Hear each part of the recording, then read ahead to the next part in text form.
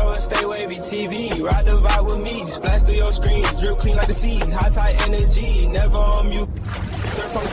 Garcia versus Mario Barrios has officially been announced for February 21st, and Mario Barrios' WBC title is on the line in this fight, which means that Ryan Garcia is getting a third straight title shot off of no wins. He's coming off a loss. He got his ass whooped by Rolly Romero, got dropped, got dominated in that fight. And the fight before, where he initially beat Devin Haney, dropped Devin Haney 3 or 4 times, that fight was overturned to a no contest because he was on Ostarine, way above the legal threshold of Ostarine, which caused him to be suspended from boxing for over a year.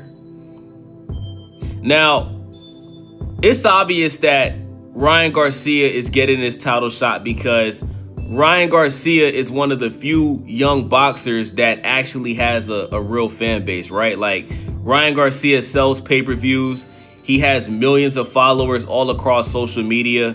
So, you know, it's just business. This is the business of boxing.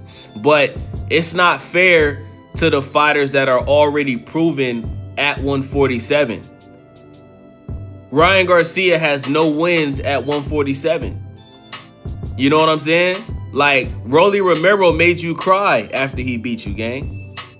You know what I'm saying? So, now let's talk about Mario Barrios. Mario Barrios, in my opinion, is the worst welterweight champion of all time.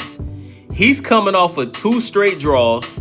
The first draw was against Abel Ramos. And his most recent draw last year was against a 50-year-old Manny Pacquiao. This man couldn't clearly decisively beat a 50-year-old washed-up Manny Pacquiao. And to anybody that watched that fight, it was obvious that Mario Barrios could have beat Pacquiao, bruh. He just had way too much respect for him. After each round, he kept touching Pacquiao's glove. Every time he was going to the body, Manny Pacquiao was screaming, lying that Barrios was hitting him below the belt, so Barrios would stop going to the body. He could have stopped Manny Pacquiao. So you have a situation where you got 2 mid-tier boxers that are gonna fight each other, and it's just, bruh, I'm gonna be honest, bruh, like, I don't think this is gonna be a good fight.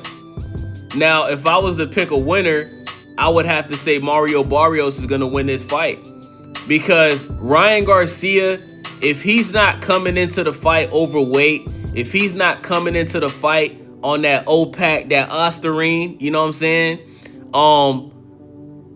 He's just useless, bro. Like, if he can't land that left hook, he's not going to win the fight. And I think Mario Barrios has too much experience to allow Ryan Garcia to land that left hook. I don't think it's going to happen. Okay?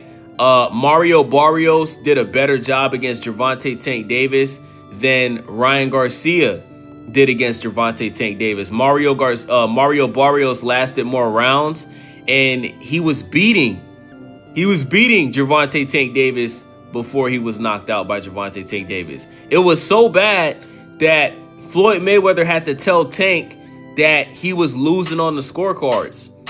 And that's when Tank went in there and knocked him out. You know what I'm saying? Also, Mario Barrios beat Yordenis Ugas. That's the guy that beat Manny Pacquiao. So, Mario Barrios has, a more credible win than Ryan Garcia. Ryan Garcia's most credible win is probably Oscar Duarte, who, isn't a bad boxer. He has a fight coming up with Richardson Hitchens. But we all know Oscar Duarte, I don't think he's ever been champion. And by the way, guys, Ryan Garcia has never been champion. Ryan Garcia, this is his third weight class. He fought at 135, never became champion. He fought at 140, never became champion. And now he's at 147, and his first opportunity at 147 for the championship, he lost.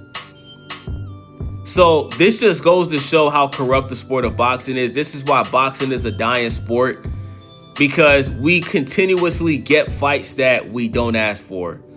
And the fights that we do ask for, we either have to wait too long for it, and by the time that we actually do get it, we don't care anymore. Like the Errol Spence and Terrence Crawford situation. Now, I gotta be honest with y'all. Ryan Garcia winning this fight is better for boxing than Barrios winning this fight. Because if Ryan Garcia can beat Mario Barrios, then that will put him in position to have a rematch against Devin the Dream Debo Haney. Devin Haney is coming off a win against Brian Norman Jr., who many people was looking at as the boogeyman of 147. Brian Norman Jr. is a knockout artist. And Devin Haney brutally dropped Brian Norman Jr. with a left hook followed up by a 1-2, put him on his ass, broke his nose, you know what I'm saying? And, you know, he decisively beat Brian Norman Jr. for the rest of the fight. Now, I think Devin Haney could have did a lot more in that fight. I think he could have used the jab more. I think Devin Haney could have just knocked out Brian Norman Jr. But we all know that that's not the kind of fighter that Devin Haney is. Devin Haney is not the kind of fighter that is going to put himself at risk of getting hit with unnecessary punishment just to win a fight by KO. He did the same thing with Regis Prograis. He could have knocked out Regis Prograis, but instead he let him live and just played with his. That's what Devin Haney does, bro. He's sick in the head. The man likes to play with his food, you know what I'm saying? So, listen, I would love to see Devin Haney get some closure, and I would love to see a fight between Devin Haney and Ryan Garcia for a second time, but a clean fight. A fight where Ryan Garcia actually makes weight. A fight where Ryan Garcia, you know, passes drug tests and he's not on Ostarine or whatever. You know what I'm saying? And, you know, I would like to see that rematch. I think that rematch is a very big fight. I think that rematch has the potential to do more pay-per-view numbers than Ryan Garcia and Gervonta Tank Davis did. Remember, that pay-per-view between Tank and Ryan, that fight sold a lot of pay-per-views, bro. I think the Ryan and Devin rematch does more than that. Just because of how everything played out with the first fight, all of the antics that Ryan Garcia was doing, you know what I'm saying? Making the racist comments, drinking alcohol while he was in training camp, talking about the Illuminati and all that weirdo shit. You feel me? It's just so much that went on with the first fight that the second fight would just be, I think it'll be the biggest fight of the year whenever it does take place.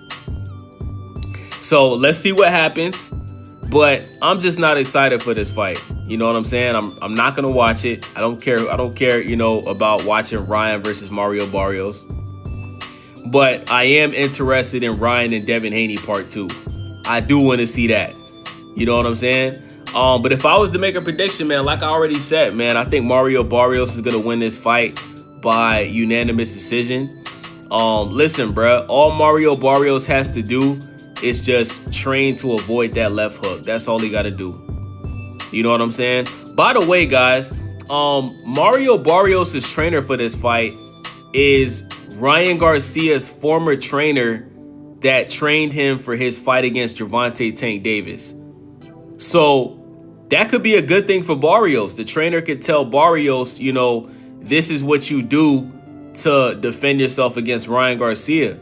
So that could be looked at as an advantage for Mario Barrios going into this fight. You know, he has a trainer that knows everything about Ryan Garcia, what he's going to do, when he's going to throw the left hook. So we'll see what happens. Ryan Garcia, I see that he's been on a bunch of people's streams these past 2-3 months. And from what I've seen, Ryan Garcia has been training in his kitchen with his dad. I heard Ryan Garcia is training with his dad for this fight, bro. Just throwing left hooks, spamming left hooks in the kitchen of his home.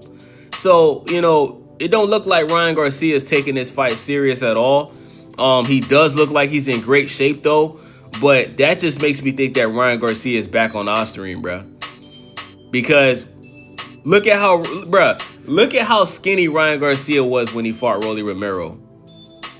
Look at how skinny he was when he fought Gervonta Tank Davis. Look at how small he was when he fought Oscar Duarte.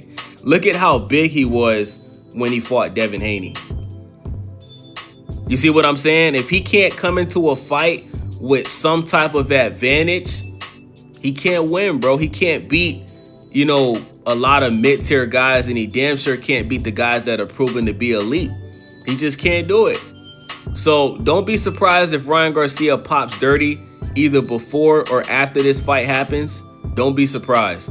But let me know what you guys think, man. It's your boy Wavy, Stay Wavy TV. Make sure y'all subscribe, thumbs up the video. I think the only people that's excited for this fight is the Ryan Garcia fanboys. They're not hardcore boxing fans. I wouldn't even consider them casual boxing fans. They literally only watch boxing when Ryan Garcia is fighting. These are the guys that still post the Devin Haney highlights of Ryan Garcia dropping Devin Haney. They don't post when Ryan Garcia got dropped by Rolly Romero. They don't post when Ryan Garcia was in the van crying after he got his ass whooped by Rolly Romero. They're still posting a fight that happened in 2024 that doesn't even count as a win. You know what I'm saying? Like, these dudes, like, they got man crushes on Ryan Garcia. These dudes got posters of Ryan Garcia shirtless on the wall in their room, bruh. You know what I'm saying? So, yeah, man. Shout out to y'all weirdos, man. But it's your boy Wavy, Stay Wavy TV. See y'all on the next one. I'm out. Yeah, welcome to the vibe. Stay wavy in the mix, got the culture on the rise. Tap in, hit subscribe, ring that bell, let it ride. We gon' surf through the trends, give you game every time. Reviews, new views, keep it honest, never fake. If you're looking for the wave, this the channel you embrace. Stay